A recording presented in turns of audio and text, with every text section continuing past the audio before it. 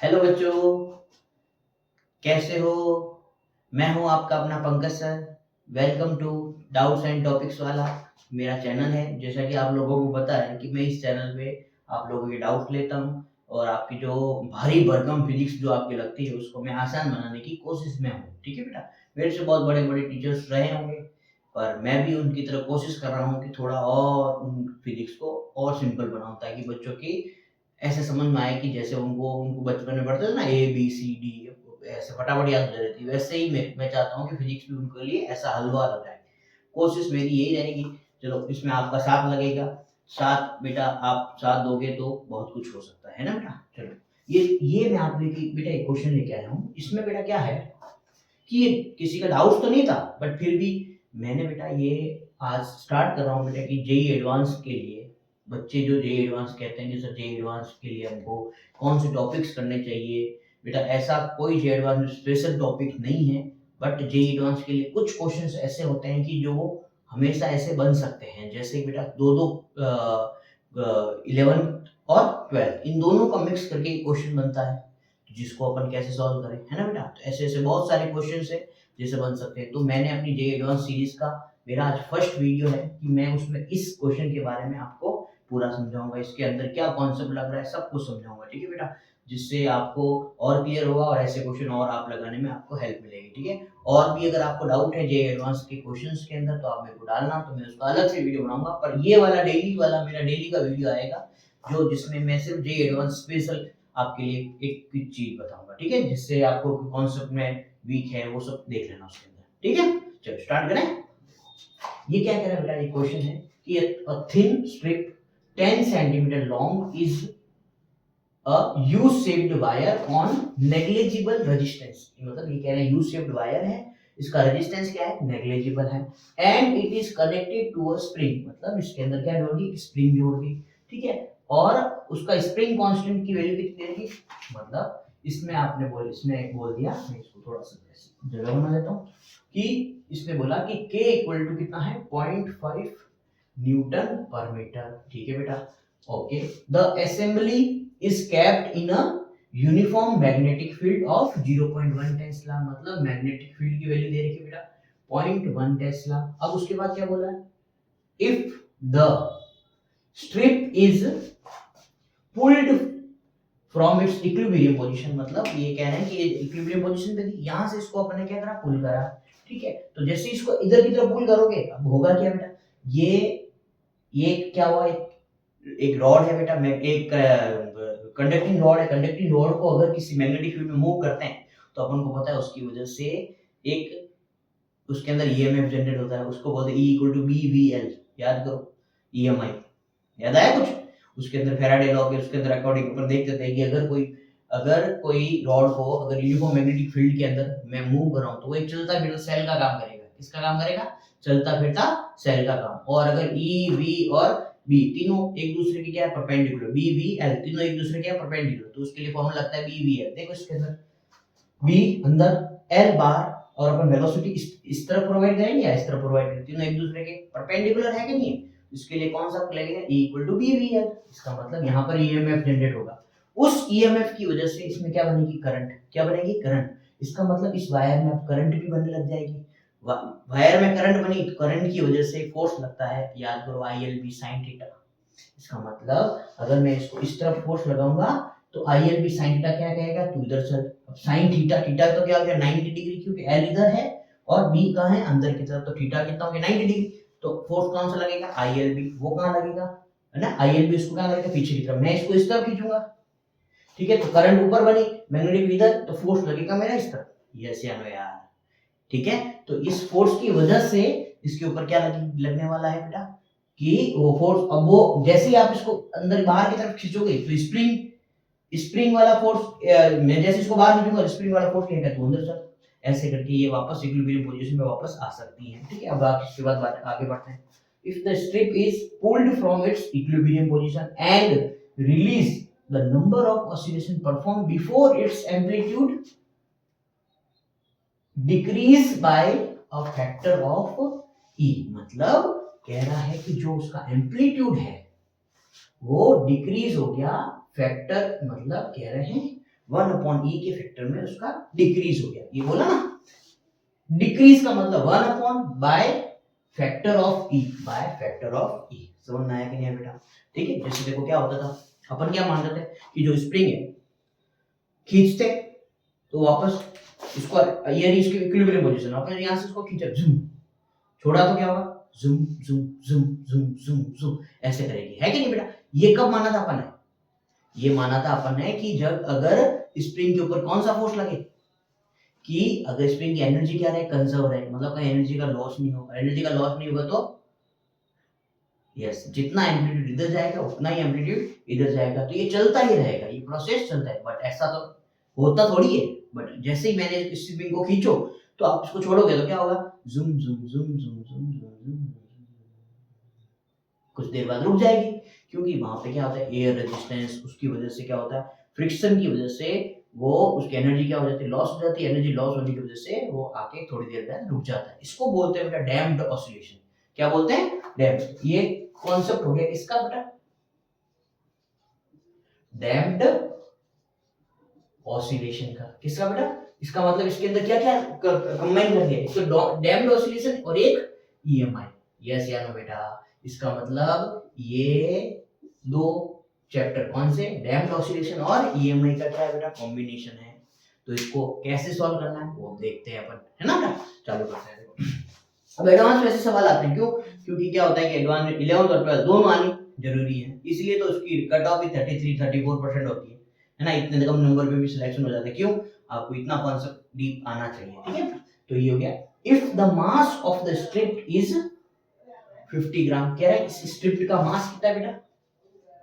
50 ग्राम। ग्राम को चेंज करेंगे बेटा केजी में, -3 केजी। यस है ना बेटा? ठीक है। एंड इट्स रेजिस्टेंस, तो रेजिस्टेंस कितना है बेटा?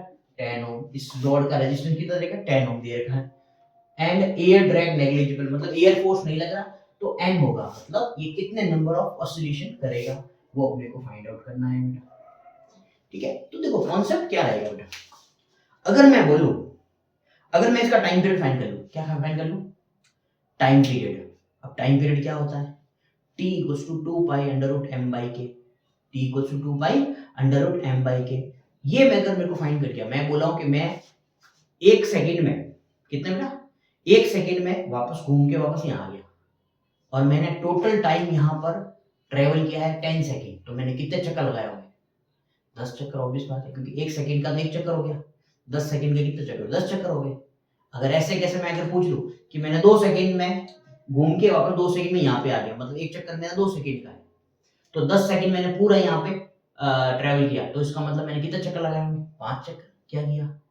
कुल समय, कुल टाइम था, टोटल जो टाइम था उसमें से एक टाइम पीरियड का डिवाइड कर दिया। इसका मतलब मेरे पास n का फॉर्मूला क्या आ गया बेटा, कि टोटल टाइम मान लो मेरे पास t है, उसमें से मैंने क्या डिवाइड कर दिया बेटा? कैपिटल T का डिवाइड कर दिया, तो मेरा क्या आ जाएगा? n की वैल्यू आ जाएगी। तो अपना मेरा कॉन्सेप्ट, मेरा मेन फोकस इन दोनों t's पे होगा। ये t क्या है? टाइम पीरियड, और ये t क्या है बेटा? Total time. ठीक है, तो इन दोनों को कैसे निकालूंगा वो तो आप समझना बेटा, ठीक है? तो चलो देखते हैं। अब सबसे पहले मैं इस t को निकाल लेता हूँ, ये तो बहुत इजी है। कैसे निकालेंगे बेटा? अपन जानते हैं बेटा t equals to 2 pi under root m by k, t बराबर 2 पाई अंडर रूट m कितना बेटा? 50 इंटू 10 की पावर -3 अपॉन, ये कितना हो जाएगा बेटा? k कितना है? 0.5, ये हो गया 0.5। समझ में आया बेटा? ये पॉइंट हटा, ऊपर एक जीरो लग गया, ये हो गया 1, और ये कितना हो जाएगा बेटा? यहाँ हो जाएगा 100। कितना हो गया? 100। तो 100 इंटू 10 की पावर -3 कितना हो जाएगा? 10 की पावर -1। तो ये आ जाएगा t equals to 2 pi upon root 10। अब रूट 10 कितना होता है? अब पाई की वैल्यू कितनी होती है? 3.14, उसका स्क्वायर करोगे तो ऑलमोस्ट 10 के आसपास आता है। तो अगर मैं इसको रूट 10 को ऑलमोस्ट क्या लिख सकता हूँ? पाई लिख सकता हूँ। तो यहाँ से 2 पाई अपॉन पाई कितना आ जाएगा बेटा? तो t की वैल्यू कितनी आ गई? 2 सेकंड। यस या नो बेटा? अपन नियरली ले सकते हैं, इसलिए क्या लिखा देखो n will be close to, मतलब आसपास अपन बता सकते हैं। तो टोटल टाइम में, सॉरी टाइम पीरियड तो मेरे पास आ गया कितना बेटा? 2 सेकंड। अब मेरे को निकालना क्या है? Total time. अब इसके लिए बेटा अपनी लगेगी पूरी गणित, ठीक है बेटा? कैसे? देखो, मैंने इसको खींचा, अब ये कौन सा ऑसिलेशन है, डैम्प्ड ऑसिलेशन। जैसे अपने पास नॉर्मल ऑसिलेशन होता था, नॉर्मल ऑसिलेशन के अंदर अपने फोर्स लगता था F equal to spring force कितना लगता था, F equal to minus k x, वो पीछे की तरफ खींचता था, है कि नहीं बेटा। तो इसमें अब जो फोर्स लगेगा, डैम्प्ड फोर्स का फॉर्मूला होता है बेटा net force equals to BV, और ये माइनस साइन जो लगाते हैं वो क्या लगाते हैं बेटा, ये ऑलवेज रीस्टोरिंग फोर्स होता है। क्या होता है, रीस्टोर करता है, क्योंकि जिस तरह फोर्स लगाए उसी उल्टी ऑपोजिट डायरेक्शन में ये लगता है, इसलिए बेटा यहाँ पे माइनस साइन लगा दें। तो मैं यहाँ माइनस साइन को भी इग्नोर कर रहा हूँ, तो एफ नेट बराबर क्या हो जाएगा, बीवी। अब एफ नेट बराबर बीवी, अब यहां से बेटा फोर्स, अब ये इस फोर्स को कौन बैलेंस करने वाला है, अब इसके अंदर देखो क्या होगा, ईएमएफ जनरेट होगा। ईएमएफ जनरेट होने की वजह से इसमें करंट फ्लो करेगा, करंट फ्लो करने की वजह से अगर एक चलते फिरते वायर में अगर कोई करंट फ्लो हो रहा है तो उसकी वजह से उसके ऊपर फोर्स लगता है आईएलबी। तो आई, तो यहाँ पे नेट फोर्स को कौन बैलेंस करे, आईएलबी। नहीं समझे यार, ठीक है, आईएलबी साइन थीटा। अब देखो थीटा किधर है, एल इधर है, थीटा किधर अंदर की, तो थीटा के 90 डिग्री, तो यहाँ से साइन 90 क्या हो जाएगा, 1 इक्वल्स टू बीवी। समझ में आया कि नहीं आया बेटा। अब आई क्या होता है, V बाय आर, ये है ना बेटा, ओम्स लॉ से V equals to I R, तो आई इक्वल टू क्या है, V बाय आर। तो यहाँ पे मैं ऐसे लिख दूं E by R L B is equals to BV। अब अपन जानते हैं बेटा इसके अंदर जो ईएमएफ जनरेट होता है वो क्या होता है, BVL। तो मैं इसको लिख दूं बेटा BVL upon R into L into B बराबर BV। समझ में आ रहा है कि नहीं आ रहा है बेटा। तो यहाँ से मैं V से V कट गया, डन है बेटा, तो यहाँ से आ जाएगा B square L square upon R बराबर क्या आ रहा है, बी। तो सर ये बी क्यों निकाल रहे हो आप लोग, यस ये भी सवाल आपका बहुत जरूरी पूछ रहे हो आप। बी इसलिए निकाल रहा हूँ कि अपने को पता है बेटा कि एम्पलीट्यूड डैम्प्ड ऑसिलेशन, जैसे अपन क्या होता है कि नॉर्मल ऑसिलेशन अगर बात करें तो उसमें एम्पलीट्यूड क्या रहता है, कांस्टेंट, और इसमें क्या होता है, एम्पलीट्यूड डिक्रीज होता रहता है। क्या होता है, एम्पलीट्यूड डिक्रीज। तो एम्पलीट्यूड किस फॉर्म में डिक्रीज होता है उसकी इक्वेशन ये होती है बेटा। अगर आपको ये डैम्प्ड ऑसिलेशन पूरी तरह से अच्छे से समझना है कि सर आप तो इसमें सिर्फ फॉर्मूले बता रहे हो, क्योंकि ये क्वेश्चन है, इस क्वेश्चन को मेरे को मैं आपको ये समझ के पढ़ा रहा हूँ कि आपको ये आता होगा, है ना बेटा। तो ये क्वेश्चन, बट अगर आपको ये टॉपिक समझना है तो आप मेरे को जरूर कमेंट करो, तो मैं आपके लिए बेटा ये टॉपिक भी बनाऊंगा आपके लिए, पूरा ये टॉपिक पूरा डैम्ड के ऊपर, ठीक है। उसके ऊपर जितने भी क्वेश्चन बनते हैं उसको भी अपन कवर कर सकते हैं। थोड़ा लंबा वीडियो बनेगा पर आप में देखने की कैपेसिटी चाहिए, है ना बेटा, क्योंकि बच्चों का आजकल पेशेंस लेवल खत्म हो गया कि सर ये बड़ा वीडियो है तो हम नहीं करेंगे, पर ऐसा नहीं है बेटा, बड़ा वीडियो पर उसके अंदर कॉन्सेप्ट है, इसलिए अपन क्या हो रहा है, बड़ा हो रहा है। बाकी अगर शॉर्ट ट्रिक होती तो ऐसे ही हो जाता। एक्चुअली मैं बेटा शॉर्ट ट्रिकों पे विश्वास बिल्कुल नहीं करता, क्योंकि शॉर्ट ट्रिक ऐसी होती है उसको याद रखने के लिए भी एक ट्रिक की आवश्यकता होती है। तो ऐसा काम ही क्यों करना कि शॉर्ट ट्रिक करें, कॉन्सेप्ट याद रखो, सब अच्छे से हो जाएगा, ठीक है बेटा। कॉन्सेप्ट समझो क्या कह रहा है, उसको चलते चलो। अब सर ये बी की वैल्यू क्यों निकाली, क्योंकि देखो डैम्प्ड ऑसिलेशन के अंदर एम्पलीट्यूड होता है बेटा A equals to A not e की power minus BT upon 2L। कितना होता है बेटा, A equal to A not e की power minus BT upon 2L। समझ आया कि नहीं है बेटा। अब यहां से अपन को देखो ये एम्पलीट्यूड में डिक्रीज दे दिया, क्या A equals to A not e to the power minus 1 लिख सकता हूं उसका। इसका मतलब सर ये चीज है, ये और ये जैसे लग रहा है, माइनस की जगह माइनस है, अगर मैं इनको कंपेयर करूं तो मेरे को ऐसा लग रहा है इस BT अपॉन 2M की जगह क्या आ रहा है बेटा, 1 आ रहा है। तो यहां से सॉरी BT बराबर कितना आ जाएगा बेटा, 2M, ठीक है। तो यहां से आगे इसको आगे मैं बढ़ूं तो आ जाएगा यहां से T इक्वल्स आ जाएगा 2M अपॉन B। क्लियर हुआ बेटा। अब B की मेरे को यहां से जरूरत पड़ी इसलिए मैंने यहाँ पे क्या लिखा, B। क्लियर हुआ बेटा। इसको मैं फर्स्ट इक्वेशन दे देता हूँ कि फर्स्ट इक्वेशन में अपनी वैल्यू की हो जाएगी, सेकंड इक्वेशन ये हो गई, इसके ये वैल्यू मैं इसमें पुट कर देता हूँ। तो T इक्वल्स कितना आ जाएगा बेटा, 2M अपॉन B, ये आ जाएगा B square L square upon R को ऊपर लिख देता हूँ। डन बेटा। यहाँ से ये अपने को टोटल टाइम आ जाएगा, है ना, तो वो वैल्यू मैं यहाँ पुट करने वाला हूँ। तो यहाँ T, तो T इक्वल टू कितना, 2M कितना बेटा, ये रहा 50 into 10 raised to power minus 3 into R कितना बेटा 10 ओम अपॉन B कितना बेटा 0.1 का स्क्वायर है बेटा, तो 0.1 into 0.1 लिख लेता हूँ, ये है ना बेटा, इंटू L कितना बेटा देखो 10 सेंटीमीटर है, तो सेंटीमीटर का मीटर में बदलूंगा तो क्या आएगा 0.1 मीटर, तो 0.1 फिर से 0.1 आ जाएगा, 0.1 फिर से भी 0.1। यस या नो बेटा? इसको सॉल्व करते देखो 1 2 3 4, 4 पॉइंट हटे तो ऊपर कितना 10 की पावर 4 लग गया। यस या नो बेटा? तो यहाँ से देखो कितना हो जाएगा बेटा, टी ये हो जाएगा 2 into 5 कितना, ये हो गया बेटा 100 into 10 into 10 की पावर 4 into 10 की पावर -3। सही बात है बेटा? तो ये कितना हो जाएगा बेटा, देखो 10 की पावर ये कट के यहाँ बच जाएगा सिर्फ 1, तो आ जाएगा 2 और 3, 2 3 और 4, ये हो जाएगा बेटा 10,000 सेकेंड। समझे नहीं तो बेटा? यहाँ से ये मेरे को आगे बेटा टी की वैल्यू, अब मैं क्या करूंगा, इस टी की वैल्यू को इसके अंदर पुट कर देता हूँ।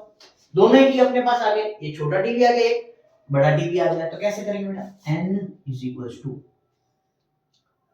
बड़ा 10,000 अपॉन 2, n बराबर कितना हो जाएगा बेटा 5,000। यस या नो बेटा?